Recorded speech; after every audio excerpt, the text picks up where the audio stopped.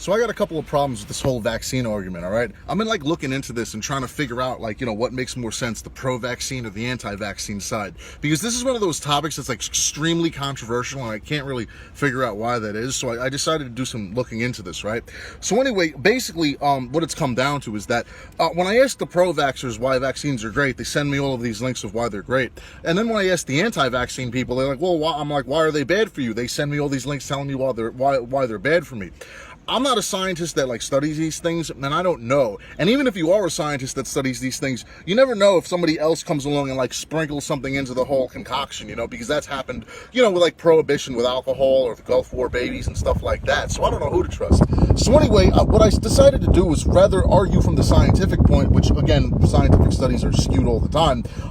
I started asking some questions as to, look a little further into. So some of the big proponents of vaccines are Bill Gates, right? That guy's not corrupt or anything, hasn't been to Epstein's island multiple times, flown on Epstein's private jet multiple times, when Bill Gates has a private jet of his own. Well, what's the point of having a private jet if you're going to take someone else's private jet? And how did he even get to Epstein's private jet in the first place, I got to ask these things. But also, Bill Gates is down with the Rockefellers. Like his father was a big, friends with Rockefeller, and they worked together for eugenics purposes, too. And in case you don't know what eugenics is, it's basically, the killing off of one race, to promote another race, like the Nazis or whatever, right?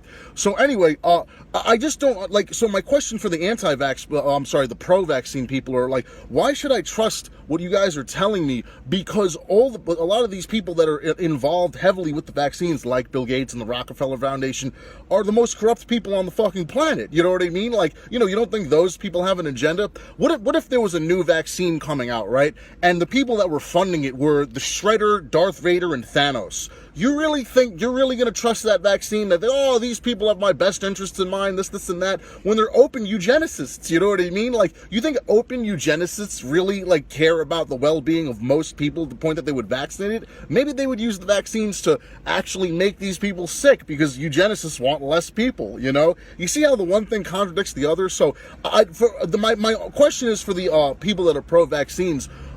Can you answer why I should trust vaccines that are being promoted by people like Bill Gates, who hangs out with Epstein, and the Rockefeller Foundation? You see what I'm saying? This is why I'm having trouble believing your side of the argument, because it's like, hey, these people are openly corrupt. David Rockefeller even openly admitted he was like corrupt part of a cabal secret society in his book. You know what I mean? So I'm just not really sure why I should trust people that are like known evil tyrants, that are heavily involved in this. So if you can answer that, I'll be more willing to listen to what you have to say, but you guys don't seem to have a very good answer for my question about that.